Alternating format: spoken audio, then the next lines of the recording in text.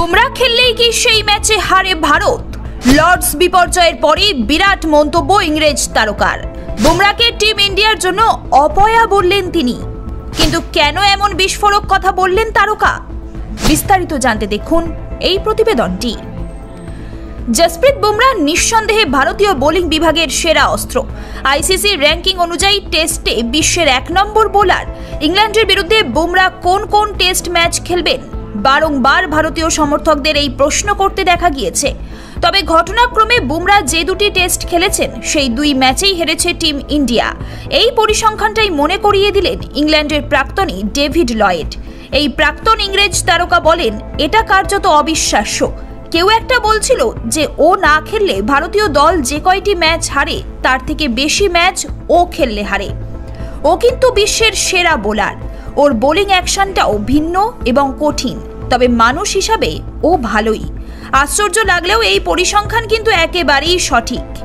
2018 সালের টেস্ট অভিষেক হওয়ার পর থেকে ভারতের হয়ে 47টি টেস্ট ম্যাচ খেলেছেন বুমরা। এর মধ্যে ভারতীয় দল 20টি ম্যাচ জিতেছে আর হেরেছে 23টি টেস্ট।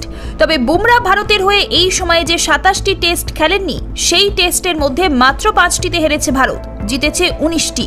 বুমরার অনুপস্থিতিতে চলতি সিরিজে তো এজবাস্টনে জয় পেয়েছিল টিম ইন্ডিয়া।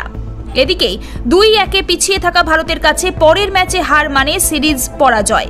এমন পরিস্থিতিতে যেখানে সিরিজের ভবিষ্যৎ নির্ভরশীল, সেখানে বুমরা হয়তো ওল্ড ট্রাফোর্ডে পরবর্তী ম্যাচ খেলবেন। তার মতে বুমরা 3 টেস্ট খেলবে বলে প্রাথমিকভাবে জানানো হলেও যদি পরের টেস্টে ভারতীয় দল সিরিজে সমতায় ফেরে, তাহলে হয়তো বুমরাকে 5ম টেস্টেও খেলানো হতে পারে। আর কলকাতা নয়, টাইটান আই প্লাস এখন বনগাঁ শহরে। এদিকে ওয়ার্কলোডের কথা না ভেবে দলের প্রয়োজনে শেষ 2 টেস্টে বুমরাকে খেলানোর পরামর্শ দিয়েছেন প্রাক্তনীরা। নিজের ইউটিউব চ্যানেলে এই নিয়ে জানিয়েছেন প্রাক্তন পেসার ইরফান পাঠান। তিনি বলেন, বুমরা 5 ওভার বল করেই অপেক্ষা করছেন কখন জো রুট ব্যাট করতে আসবেন তার জন্য। ম্যাচের রাশ নিজেদের হাতে নিতে গেলে এমন করা উচিত নয়। ওয়ার্কলোড কমানোর জন্য মাঝে একটা ম্যাচ বিশ্রাম দেওয়া হয়েছে, কিন্তু ম্যাচের মাঝে ওয়ার্কলোড কমানো যায় না। 4 বছর পরে টেস্ট খেলতে নেমে আর্চার টানা 6 ওভারের স্পেল করছেন। বেন স্টোকস টানা 9 ওভারের স্পেল করছেন। এখানেই পিছিয়ে পড়েছেন ভারতীয় পেসাররা। এখন দেখার কি সিদ্ধান্ত নেন শুভমন গিল, গৌতম গম্ভীররা। ब्यूरो रिपोर्ट, ई समकालीन।